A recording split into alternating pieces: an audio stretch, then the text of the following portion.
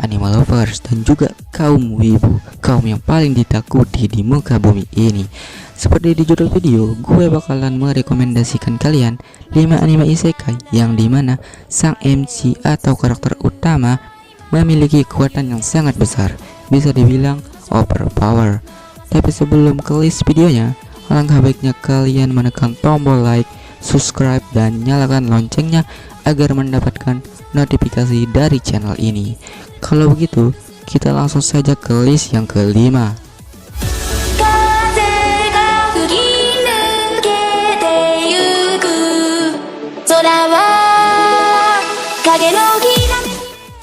5. Overlord.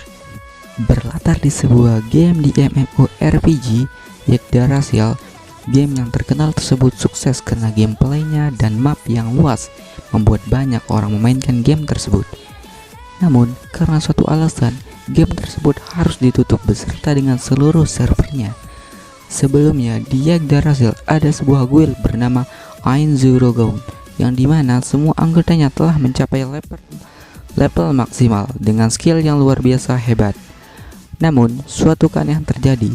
Sang MC Momonga seharusnya tepat tengah malam, ia seharusnya telah logout secara otomatis dari game tersebut bersama dengan dimatikannya server gamenya. Tapi kenyataannya ia masih saja berada di sana.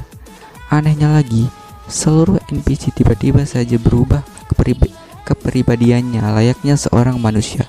Bahkan fitur-fitur game hampir seluruhnya tak berfungsi. Hal tersebut membuat Momonga terkejut. Dari sinilah kisahnya bersama dengan seluruh anggota keluarga Einzurrogaun dimulai.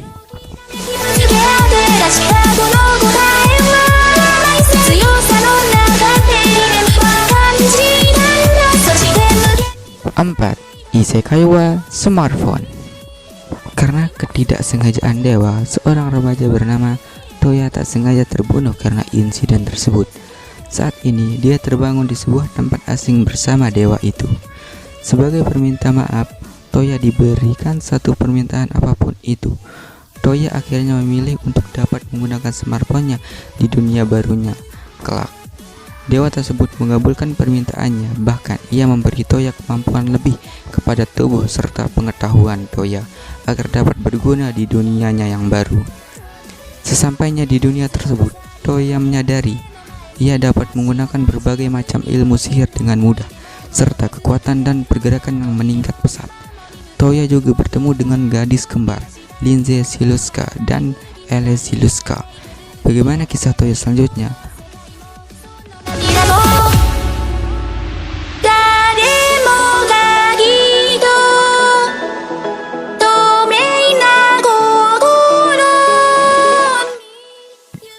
Deathmatch Kara Hajimaru bercerita tentang seorang pria bernama Ichiro Suzuki. Ia bekerja sebagai programmer di sebuah perusahaan game. Setelah pekerjaannya selesai, Ichiro pun tidur di kantor. Namun, tiba-tiba dirinya terbangun di sebuah dunia yang berbeda, layaknya sebuah game dengan fitur-fitur yang tersedia, seperti level, item, skill, dan berbagai fitur lainnya. Nickname yang dimiliki di dunia game ini bernama Sato. Tak hanya itu, entah bagaimana, Sato memiliki status sangat tinggi untuk sekelas pemain. Ia dibekali dengan level 310 berserta item, skill, pencapaian, dan goal yang luar biasa banyak. Tapi ia berniat menyembunyikan dari semua orang. Untuk itulah, Sato saat ini mencari jalan agar dapat keluar dari dunia ini dengan menjelajah serta menguasai misteri-misteri yang tersembunyi. Ia juga bertemu dengan beberapa wanita serta teman yang membantunya di dunia baru ini. Bagaimanakah kisah selanjutnya?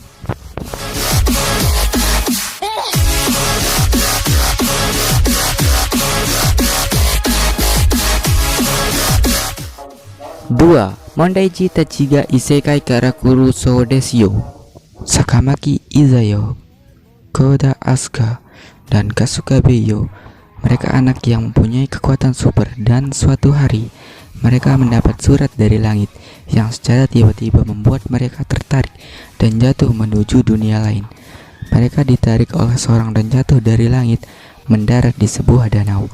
Karena mereka baru bertemu satu dengan yang lain, Di sana mereka mengeringkan pakaian dan berkenalan. Orang yang menarik mereka ke dunia itu pun akhirnya menunjukkan dirinya. Ia adalah seorang gadis bertelinga kelinci dengan rok mini dan berkostum layaknya sedang cosplay yang bernama Kosuragi. Setelah menjelaskan, Kosuragi mengajak mereka untuk bermain game kartu sederhana. Ada beberapa aturan dan setelah disetujui, game dimulai. Ia mengajarkan mereka tentang game di dunia ini dan disinilah petualangan mereka dimulai.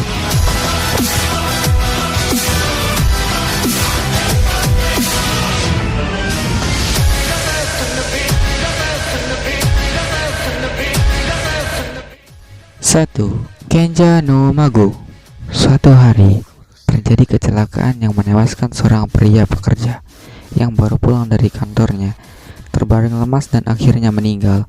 Setelah itu, pria itu direinkarnasi ke dunia lain. Dari awal menjadi seorang bayi, namun ingatan di kehidupan yang sebelumnya dihilangkan. Saat masih bayi, ia beserta rombongan keluarga diserang oleh iblis misterius dan akhirnya menewaskan seluruh keluarganya dan hanya menyisakan dirinya. Ia diselamatkan oleh seorang kakek bernama Merlin Warford. Dan Merlin bukanlah kakek biasa. Ia merupakan seorang pahlawan kerajaan dari negara Elsahide. Karena itulah, sejak kecil ia tinggal di hutan bersama kakek, nenek, dan keluarga baru yang ia sayangi dan diberi nama Sin Wolford. Sekian terfokusnya dengan sihir, hingga berusia 15 tahun, Sin belum pernah bersosialisasi dengan masyarakat yang ada di kota. Karena sekarang Sin harus masuk ke akademi sihir dan memulai hidup baru di sekolah. Bagaimanakah kisah Sin selanjutnya?